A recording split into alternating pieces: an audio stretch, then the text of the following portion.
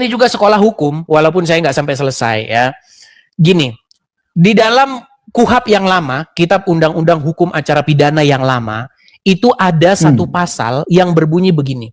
Seorang hakim itu tidak boleh mengadili perkara di mana dia itu punya hubungan keluarga dengan sang terdakwa. Dengan seseorang yang sedang diadili. Nggak boleh. Karena apa? Karena putusannya pasti nanti putusannya itu sudah tendensius. Contoh. Udah mirip nantinya. Iya, contoh hakim punya keponakan atau punya saudara. Saudaranya dibunuh. Ya kan? Terus yang diadili itu orang yang membunuh itu nggak boleh. Karena putusannya pasti nanti udah ada amarah di dalamnya. Atau punya keluarga misalnya. Dia terdakwa itu keluarganya dia. Pasti udah ada rasa kasihan. Kasih. Iya, gitu. Betul. Itu menjadi tidak adil. Nah, sebenarnya itu kalau kita mau jujur pasti ada hubungannya dengan agama. Bayangin hakimnya muslim. Iya kan? Seorang yang sangat mencintai Nabi, mencintai Al-Quran, yang diadili orang yang menista agamanya, ya pasti berat. Pasti berat. Kita nggak usah bohong. Kalau bicara hukum itu kita bicara keseluruhan. Gitu loh. Makanya di sini ada ada tendensi begitu. Jadi itulah yang terjadi ya teman-teman ya. Dan itulah yang kita perjuangkan.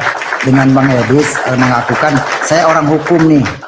Ya, dasar hukum pasal berapa yang dikenakan kepada orang yang mendatangi rumah orang tanpa izin, mengeroyok?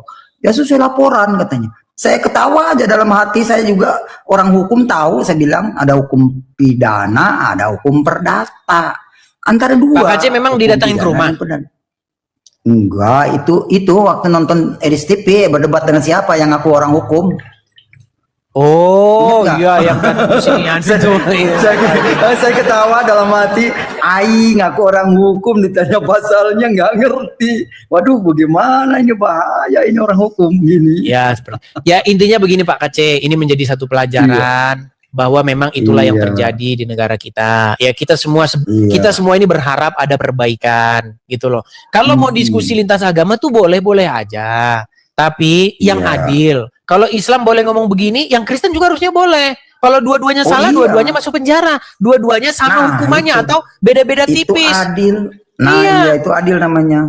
Beda-beda tipis. Ini 5 bulan sampai 10 tahun loh. 20 kali lipatnya lebih. 20 kali lipatnya. Kan nggak adil kayak begitu. Ya gitu. Semoga lah Pak Prabowo ini menciptakan keadilan bagi rakyat. Amin. Semoga ya. Pihak-pihak terkait. Saya bersyukur kepada Pak Jokowi karena Pak Jokowi yang mengatakan ada program gitu loh. Walaupun nggak tuntas semua, adakan program. Lagian pula narapidana diempanin doang, makan tidur ya rugilah negara. Miliar triliunan itu. Saya lebih setuju ada anjuran pemerintah itu program gitu. Jadi yang di penjara juga nggak terlalu lama gitu, bisa usaha lagi. Ya kalau memang yang profesionalnya di dalam kejahatan ya bolehlah masuk lagi gitu. Kalau saya kan orang baik-baik, nggak mau saya tidur di dalam sel gitu. Ya, tapi intinya begini Pak Aceh. Kita berbicara soal keadilan. Kalau kita ngomong salah, ya memang kita ngaku lah ya, karena memang kenapa kesalahan itu ada? Karena memang ada pihak dari Muslim membahas-bahas agama kami, bahkan diundang Wapres, begitu loh. Nah, ketika kami jawab, ya betul, memang kadang-kadang selip. Ya kalau selip ya mereka juga selip, sama-sama selip kok, gitu loh. Betul, selip, iya. Nah, kalau memang mau selesai, kalau memang harus selesai sebenarnya ya. Kalau misalnya apa?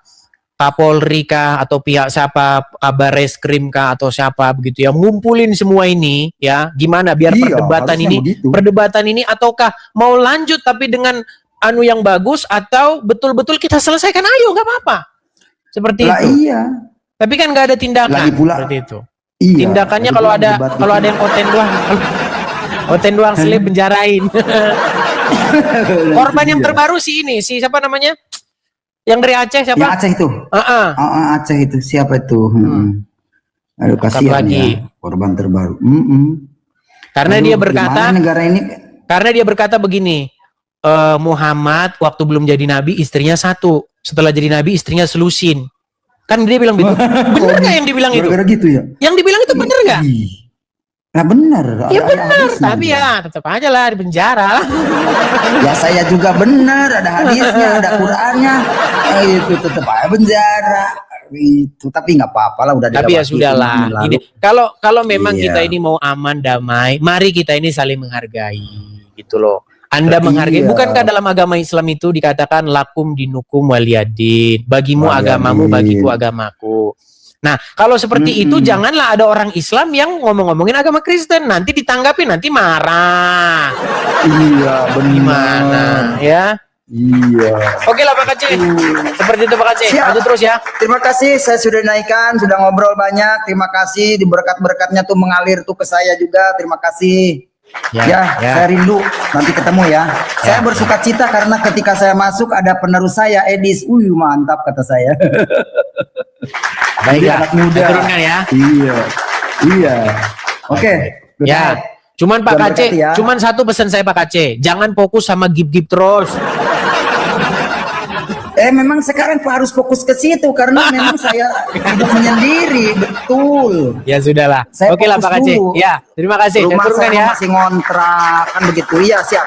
Oke, saya turunkan. Ya. Gip terus. Saya Ya, memang kita memang harus jujur juga lah. Orang itu perlu yang namanya rezeki atau berkat. Cuman jangan sampai itu menjadi fokus. Kalau itu menjadi fokus kita, ya nanti enggak firman Tuhan lagi fokusnya begitu. Percayalah, apa kata Tuhan Yesus? Carilah dahulu kerajaan Allah dan kebenarannya. Maka semuanya itu ya, makan apa segala macam itu akan ditambahkan, akan dilimpahkan ke dalam tangan.